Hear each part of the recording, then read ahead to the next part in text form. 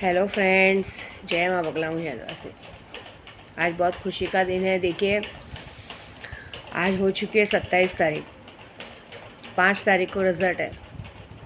बहुत सारे जनों को लग रहा है कि विद्या देवी अजमेर में बैठी है, ऐसा क्या काम है। देखो, मैं सबसे पहले ये बात बता दूं कि इस वक्त मेरा खुद का इम्तहान चल रहा है। मेरे खुद की परीक्षा मेरे ख्वाजा जी ले रहे हैं। मैं अजमेर शरीफ में बैठी हूँ, बहुत सारी परीक्षाओं को पार कर रही हूँ। मैं अजमेर शरीफ बैठी हूँ तो कोई घूमने के लिए या इसके लिए नहीं बैठी हूँ। मेरे पे बहुत बड़ी जिम्मेदारी दी गई है इलेक्शन की, जो 5 तारीख को रिज़ल्ट है।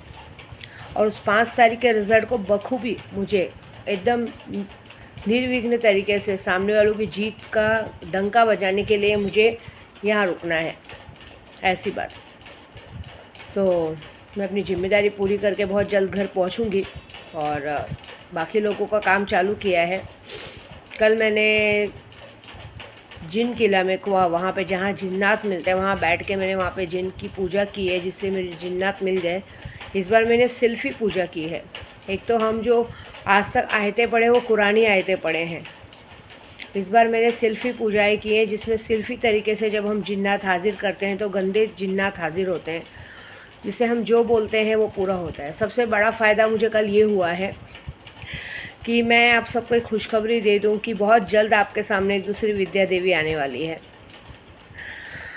एक्चुअली हालांकि मैं अभी ले सकती हूँ, लेकिन मैंने इतनी जगह बच्चे के लिए ढिंडोरा पीट के रखा था और एक जगह से मुझे बच्ची मिली है, 2.5 साल की बच्ची मिली है गोद। बहुत बड़ी बात है।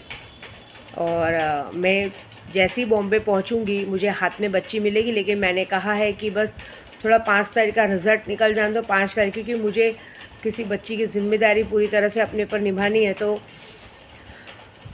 5 तारीख के बाद 6 तारीख को अमावस्या है, तो मैं 5 तारीख तक वो बच्ची को लेके सबसे पहले अपने सैलानी जाऊंगी। सैलानी दरबार पे अपने बाबा जी के मत्था टेकूँगी। सैलानी दरबार जाने से पहले पुणे से ही होके जाऊंगी, तो सबसे पहले अपने मस्तान बाबा की चरणों में उस बच्ची का मत्था टेक के, कहते हैं ना, आज तक मैंने जो भी सोचा है वो काम होना, ऐसा हो ही नहीं सकता है।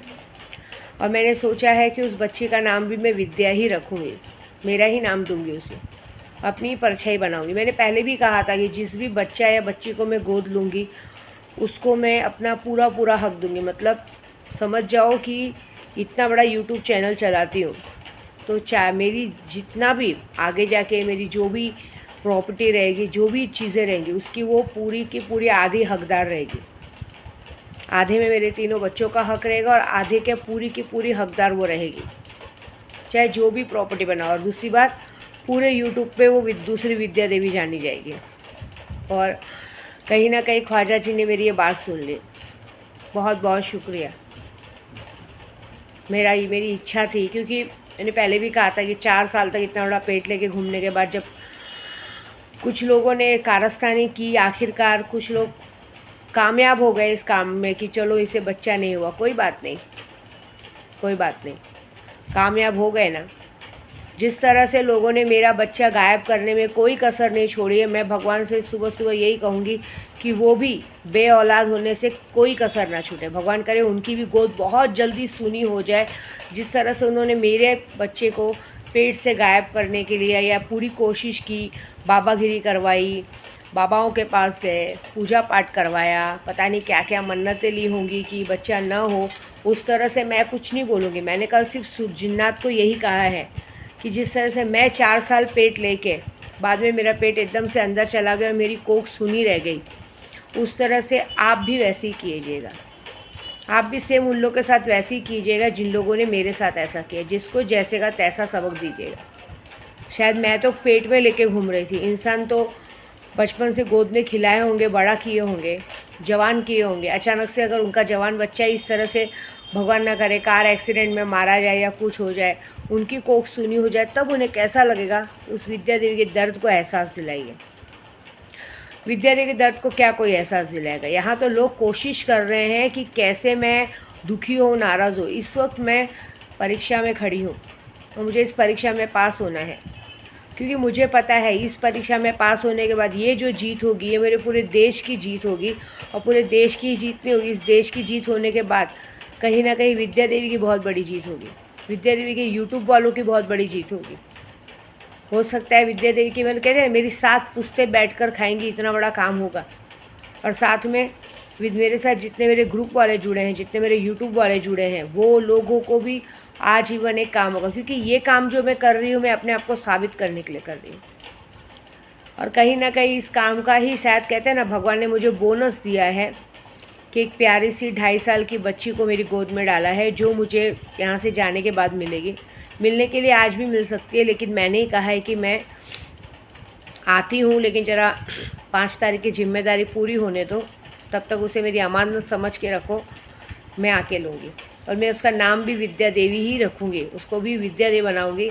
और मैं उसको अपना हर हुनर सिखाऊँगी, जो हुनर मैं सीख कर, जिस हुनर से मैंने आप सब लोगों की सेवा की है, उसको पूरा वो हुनर सिखाऊंगी। क्योंकि ऐसी भी मेरी इच्छा थी कि केशव भी होता तो भी उसे विद्या देवी, पूरी दूसरी विद्या देवी बना के पूरा कुछ सिखा दे। इसके लिए सबसे बड़ा शुक्रिया मेरे मस्तान बाबा को, मेरी लाज रखने के लिए और इस तरह का काम करने के लिए। और कुछ लोगों को मुझे सबक सिखाना है, कुछ लोगों को सबक क्या सिखाना है, मुझे ज़रा बॉम्बे पहुंचने बाद उनके घर तक ये बात पहुंचानी है कि ये लोग अपना घर तो बसा नहीं पाए, लेकिन दूसरों के घर में आग लगाने की कोशिश करते हैं। दूसरों के घर में ये सिखाते हैं कि किसको कैसे रहना चाहिए, किसको अपना हक कैसे मांगना चाहिए।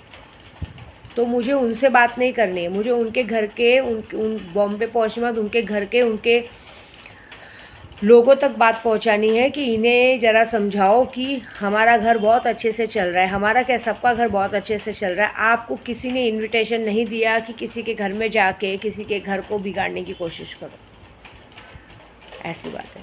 तो जाने दो, उनकी करनी उनके साथ, मैं तो उनको करूँगी बराबर।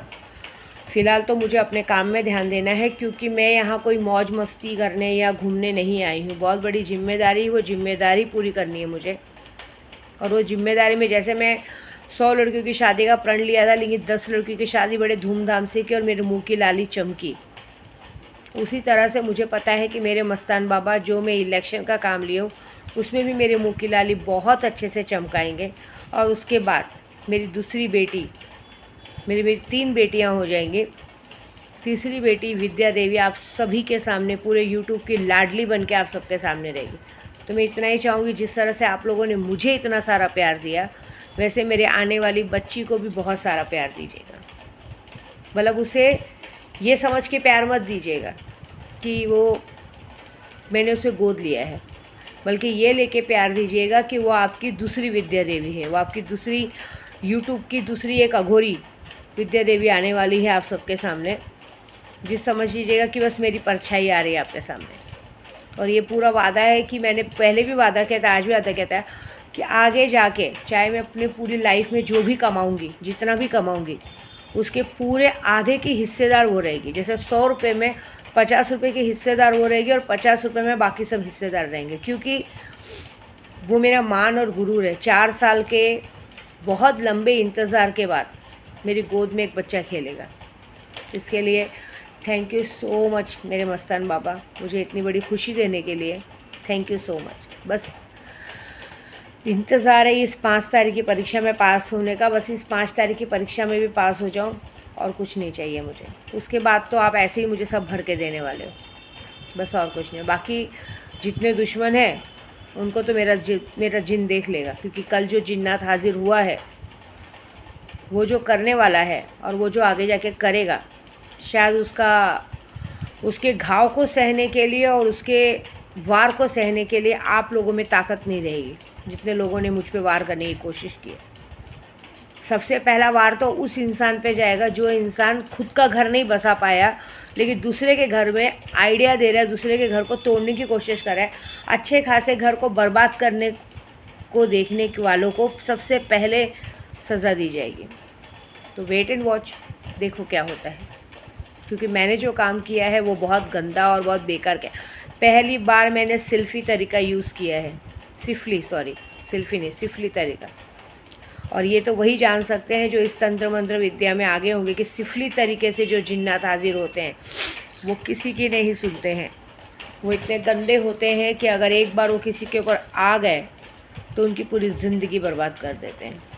तो वेट एंड वॉच, मुझे बस अपनी एक जीत का डंका बजाना है। उस जीत के डंके के बाद मैं सिर्फ जीत का डंका नहीं बजा रही हूँ, साथ में वो सब काम भी कर रही हूँ जो काम बहुत ख़तरनाक और बहुत बेकार होता है। और बस स्वागत के लिए तैयार रहिए। आपकी दूसरी विद्या देवी आपके सामने कुछ ही दिनों में, मतलब कहते हैं ना, एक आध हफ्ते में आपके सामने आने वाली है। बस ये दिल से चाहती हूँ जितना प्यार मुझे दिया है ना, उससे 10 गुना प्यार उस बच्ची को दीजिएगा। ठीक है। जय माता दी।